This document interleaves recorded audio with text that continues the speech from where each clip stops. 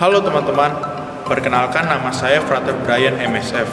Dalam video ini, saya akan membantu teman-teman untuk merenungkan teks Kitab Suci dalam rangka Bulan Kitab Suci Nasional atau BKSN. Tema besar BKSN kita tahun ini adalah mewartakan kabar baik di tengah krisis iman dan identitas. Menurut teman-teman, apa yang membuat kita mengalami krisis iman dan identitas?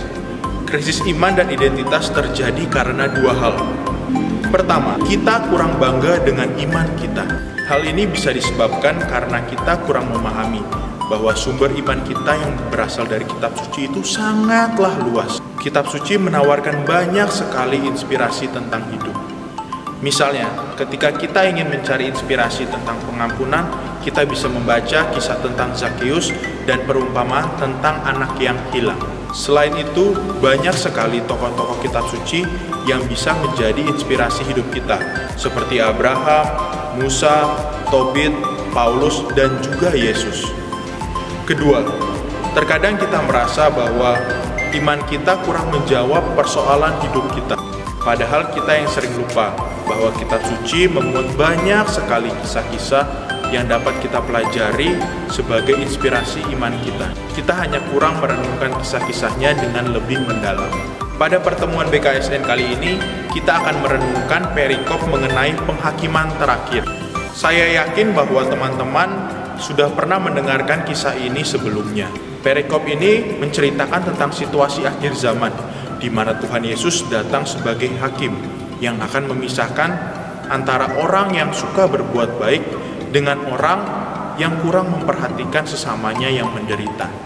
Oleh karena itu, mari kita dengarkan bersama-sama perikop mengenai penghakiman terakhir yang terdapat dalam Matius 25 ayat 31 sampai dengan 46. Penghakiman terakhir.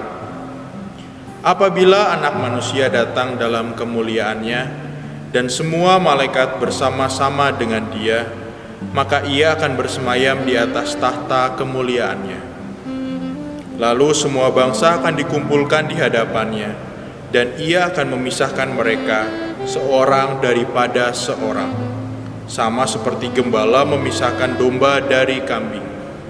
Dan Ia akan menempatkan domba-domba di sebelah kanannya, dan kambing-kambing di sebelah kirinya. Dan Raja itu akan berkata kepada mereka yang di sebelah kanannya, "Mari, hai kamu yang diberkati oleh Bapa-Ku, terimalah kerajaan yang telah disediakan bagimu sejak dunia dijadikan. Sebab ketika aku lapar, kamu memberi aku makan. Ketika aku haus, kamu memberi aku minum. Ketika aku seorang asing, kamu memberi aku tumpangan. Ketika aku telanjang, kamu memberi aku pakaian. Ketika aku sakit, kamu melawat aku. Ketika aku di dalam penjara, kamu mengunjungi aku."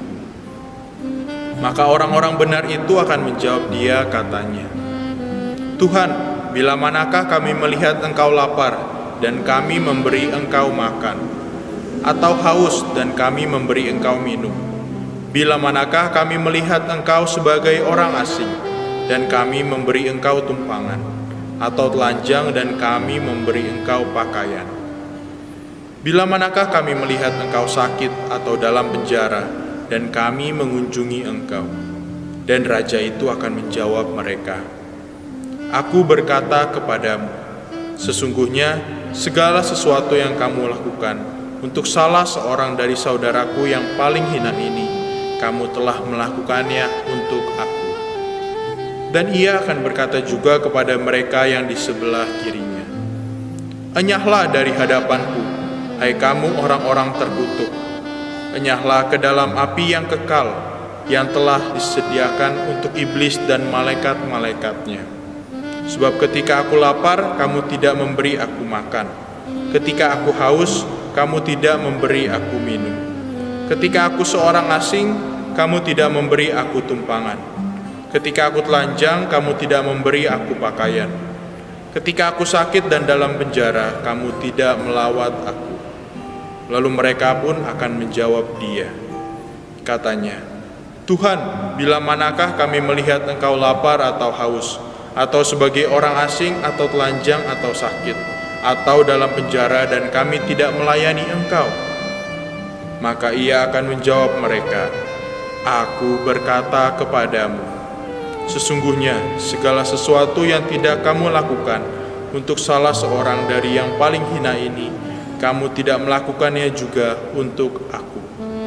Dan mereka ini akan masuk ke tempat siksaan yang kekal, tetapi orang benar ke dalam hidup yang kekal. Demikianlah Injil Tuhan. Terpujilah Kristus. Kita telah mendengarkan perikop tentang penghakiman terakhir. Apa yang dapat kita renungkan dalam perikop tadi? Kita telah melihat bahwa pada akhir zaman, Tuhan Yesus akan datang dan memisahkan antara orang yang terberkati dan orang yang terkutuk. Orang yang terberkati adalah mereka yang sering memberikan perhatian kepada sesamanya yang menderita, dengan memberi makan kepada yang lapar, memberi minum kepada yang haus, memberi tumpangan kepada orang asing, memberi pakaian kepada yang telanjang, dan mengunjungi orang yang berada di dalam penjara. Sebaliknya, orang yang terkutuk adalah orang yang tidak mau memperhatikan sesamanya yang menderita. Ganjarannya jelas, orang yang terberkati akan menerima kebahagiaan kekal atau surga, sedangkan orang yang terkutuk akan menerima siksaan kekal atau neraka. Lalu teman-teman ingin pilih yang mana? Perikop ini ingin membantu kita untuk merenungkan tindakan-tindakan kita selama ini. Apakah kita telah mampu memberikan pertolongan kepada yang menderita, ataukah kita masih cenderung pura-pura menutup mata ketika melihat sesama kita yang membutuhkan pertolongan kita?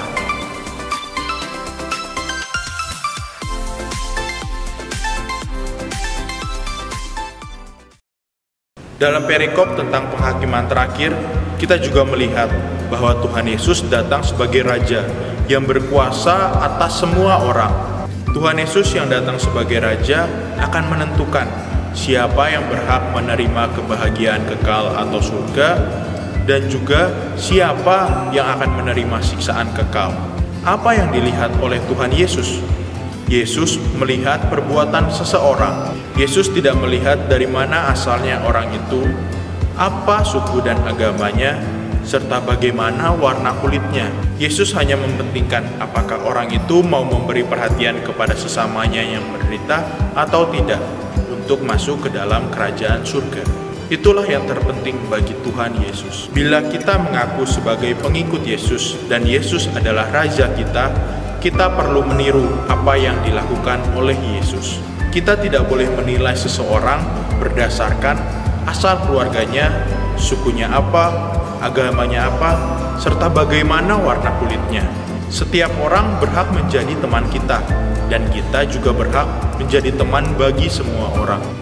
Yesus selalu ingin menghargai seseorang berdasarkan hatinya yang tulus dan perbuatannya yang menampakkan kasih kepada sesamanya. Itu yang terpenting bagi Yesus.